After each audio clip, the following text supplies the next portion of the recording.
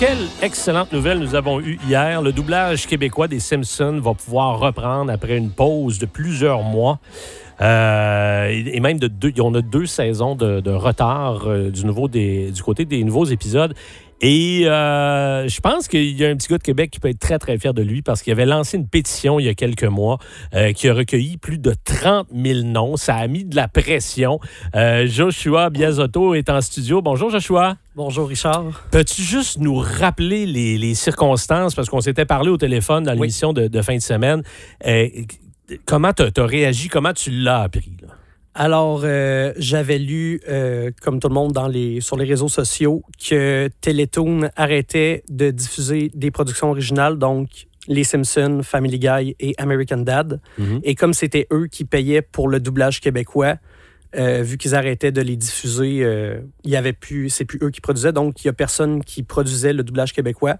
Okay. J'ai parlé avec Gilbert Lachance, comédien qui fait partie du doublage sur Facebook, et j'y avais demandé quel était le meilleur moyen pour les aider. Il m'avait dit tout simplement... lancer une pétition. Lancer une pétition, exactement. Donc, j'ai pris l'initiative de lancer une pétition sur le site change.org. Ouais. Et en même pas 24 heures, j'avais pratiquement 15 000 signatures. C'est fou. Les entrevues à la radio, même à la télé. Il y a même un journaliste de CBC qui m'avait demandé... J'ai fait des entrevues en anglais, oui. In English, ouais, exactement. Puis dans les pétitionnaires, t'as des gens de partout dans le monde. Les gens sont attachés aux Simpsons, mais ils sont aussi attachés aux versions de leur propre pays ou de leur propre culture. Oui, c'est ça. J'ai été très étonné qu'il y ait des gens des États-Unis, même de la France, qui signent la pétition. Okay. J'ai été agréablement surpris. Gilbert Lachance, il fait quelle voix dans les Simpsons? Moi, j'ai identifié de cette façon-là. Il fait Krusty, le professeur Frink, Carl, le vendeur de BD. Okay. Et plusieurs autres. Et là, on a perdu dans la dernière année 2 acteurs, Béatrice Picard qui faisait Marge, et la semaine dernière, on a perdu Benoît Rousseau. Hein? Oui, Benoît Rousseau qui faisait une plénitude de personnages aussi, dont Lenny Duffman, le père de Mélaus. Et depuis la saison 28, il avait repris le rôle du grand-père Simpson quand Hubert Gagnon a dû quitter la série, et Monsieur Burns. Et il faisait aussi l'adaptation et la direction de plateau assistée de Joanne Léveillé. Donc, on a perdu notre adaptateur aussi. Oui, Joanne Léveillé qui fait Bart, qui est encore en vie. Ça représente quoi? Parce que pour lancer une pétition, il faut que les Simpsons, tu les portes dans ton cœur. Oui. Je veux dire, tu as dû voir tous les épisodes. Parle-nous de ton amour pour les Simpsons un peu. J'ai pas vu tous les épisodes parce qu'il y en a tellement. Ouais. Mais ma passion pour les Simpsons, oui, mais c'est surtout pour le doublage québécois en général. Ouais. C'est un métier qui m'intéresse depuis que je suis tout petit, que je voudrais faire un jour. Je lance ça dans l'univers. Uh-huh. Mais ça m'a toujours intéressé de quel comédien faisait quelle voix. Puis c'est juste quelque chose qui me touche personnellement. Donc, si j'ai pu aider... Exact. Bien, puis c'est rare. Là. Nous, on a tous été élevés. C'est récent qu'on puisse voir les films puis les séries dans des versions originales, mais on a tous été élevés avec des traductions.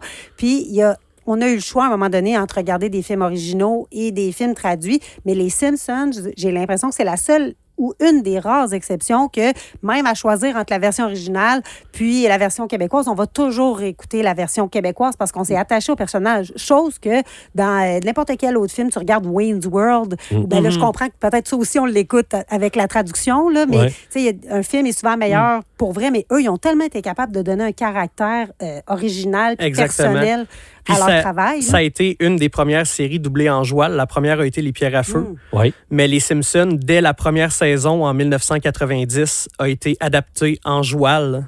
C'est ça. Ça a été quelque chose qui avait été rarement vu avant. Je fais une parenthèse, je pense que les pionniers du doublage, c'est le film Slapshot en 1977. Là. En joual. En joual, ça a vraiment... Oui. C'est un film culte de ma génération, mais... Le premier doublage au Québec, c'était Popeye. C'était Popeye, c'est vrai. Je te l'avais dit la dernière fois. Oui, c'est ça, dans les années 60. Années 50-60, oui. Mais ça devait être plus français international, parce que dans les années 50, le théâtre, c'était encore en cul de poule. Là, oui, on exactement. était gênés de parler québécois. Mais Richard a raison, Slapshot, ça a été le premier film doublé en joual. Puis au théâtre, ça a été Les Belles-Sœurs de Michel Tremblay en 1967. Puis là, on a... Puis moi, j'ai senti, en lisant les différents articles, quand tu avais lancé ta pétition pour sauver le doublage québécois des Simpsons, que ça fait partie de notre culture. Exactement. On se bat souvent, on dit, au Québec, il faut se battre. On est un petit village gaulois en Amérique du Nord. Mais j'ai vraiment l'impression, je ne sais pas si tu l'as senti, que tu as visé une corde sensible des Québécois. Ben, c'est que... Je prends l'exemple de la France. La France, eux autres, ils ont une loi. Ils sont protégés pour ça. Tout ce qui passe sur leur territoire doit être doublé en France. Ah oui? Puis on n'a pas cette loi-là au On Québec? n'a pas cette loi-là au Québec. Et avec l'intelligence artificielle qui arrive, on est sur une pente très, très glissante en ce moment dans le milieu du artistique québécois. Et pour vous donner une idée comment c'est puissant l'intelligence artificielle, il y a des pubs de Trivago, là, on nous inonde de ces pubs-là. Et vous devez savoir que les pubs de Trivago sont enregistrées en anglais et elles sont traduites par l'intelligence artificielle en 7 langues différentes. Celle avec le monsieur qui a des dents pas possibles? Oui, c'est ça.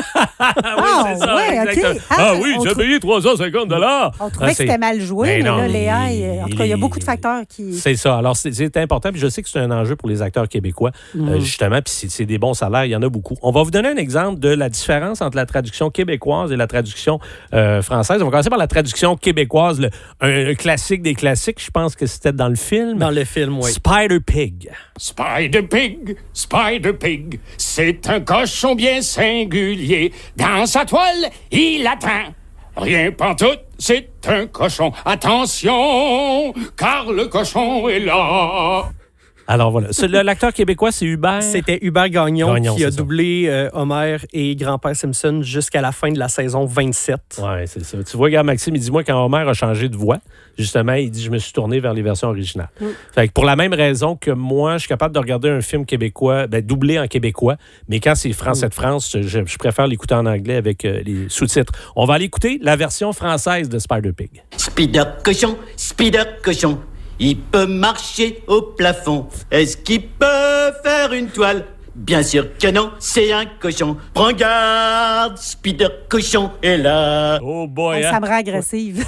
Mais C'est rare. en France, ils sont habitués à ces voix-là. oui, Puis absolument. comme nous, on n'est pas capable d'endurer les voix françaises, les Français sont pas capables d'endurer notre version québécoise. il n'accepterait jamais. Il dit, mais on comprend rien. Exactement. Il a passé de mots en anglais parce que, je veux dire, les Français utilisent beaucoup d'emprunts à l'anglais.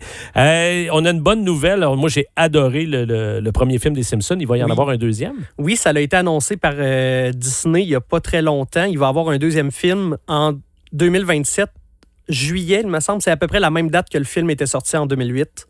OK. Et c'est ça, le deuxième film pour souligner presque les 40 ans de la série. Et qui sera entièrement doublé au Québec. J'ose croire que oui, avec le nouveau contrat de Bell. C'est ça. Alors là, je ne veux pas être trop technique, là, mais c'était Chorus qui avait les droits. Et finalement, Bell s'est entendu avec Disney, parce que c'est Disney qui a les droits maintenant des Simpsons. Exactement. Alors, ils se sont entendus pour que le doublage soit rapatrié au Québec. Et corrige-moi si je me trompe, mais on va même refaire les épisodes manquants. Oui, les 2 saisons qu'on n'a pas eues, les saisons 35 et 36 vont être rattrapées en doublage dès le début juin, selon un article qu'on a eu dans le journal. On a tellement de réactions sur justement les doublages. Quelqu'un il dit même chose pour Vrai mensonge avec Schwarzenegger. Depuis quelques années, c'est un nouveau doublage et je déteste. Le monsieur avec ses dents dans la pub de Trivago est un ancien entraîneur de la Ligue anglaise de foot. Il a été des années à se faire parler de ses dents. Je m'excuse. Là, je me sens full mal. Ouais, c'est ça. Quelqu'un dit, j'ai voulu réécouter le film de Hangover, lendemain de veille sur Prime ou Netflix, et c'était en version française. Et après 5 minutes, j'ai arrêté le film tellement que c'était mauvais. Alors, merci beaucoup. Félicitations, Joshua, pour d'avoir initié cette pétition-là. Est-ce que ça a été, je le mets en parenthèse, un game changer? C'est sûr que ça a contribué à sauver le doublage des Simpsons. Tu peux être très fier de toi à un tel point que je te laisse plugger ton spectacle qui aura lieu en fin de semaine. Alors, avec la troupe Les As de cœur, on va présenter la comédie musicale inspirée du roman L'étrange cas de Dr. Jekyll et Monsieur Hyde à la salle Loisirs Le Bourgneuf, les 8, 9 et 10 mai. On fait ça en langue originale parce que traduire nous-mêmes, c'est compliqué avec les droits qu'on achète à New York. Donc, c'est en langue originale, en anglais. Il va y avoir 26 comédiens, 10 musiciens live. Et c'est ça. Pour les billets, c'est lesasdecoeur, CHOEUR.com. Hey, merci d'être passé en studio. Bravo, Joshua. Merci pour l'invitation. Merci, Joshua. C'est ça. 31 000 noms qu'il a recueillis pour mettre de la pression sur Disney pour qu'on puisse recommencer à doubler les Simpsons en québécois. Bravo à toi, Joshua. Au retour, on retourne à Buffalo. On va aller parler à Martin McGuire. Mais qu'est-ce qui s'est passé hier? Qu'est-ce qui s'est passé avec le Canadien? La réponse après les messages.